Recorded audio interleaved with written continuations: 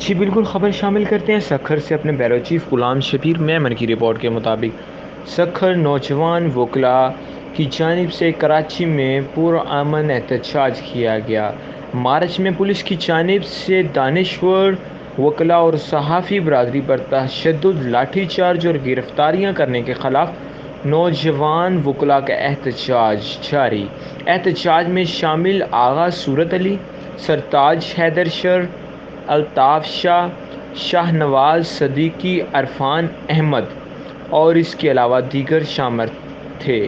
مزاحمتی احتجاجی مظاہرہ کیا گیا اور وکلاء نے اظہار خیال بھی کیا۔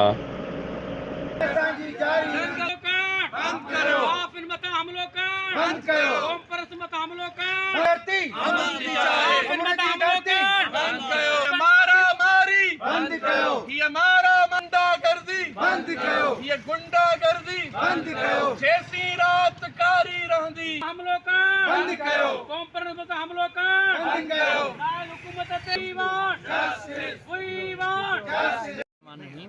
پر امن احتجاج پاکستان کے ہر شہری جو حق ہے، پاکستان جو آئین ان کے پروٹیکٹ کرے تو جدیں بھی کنسا ظلم زیادتی تھی تو پر امن احتجاج کرے تو، پر کراچی میں جو ظلم زیادتی تھی مردن سمیت عورتن نیاڑن کے جو تذلیل بنایا ویا تو وہ مذمت جوگو عمل ہے۔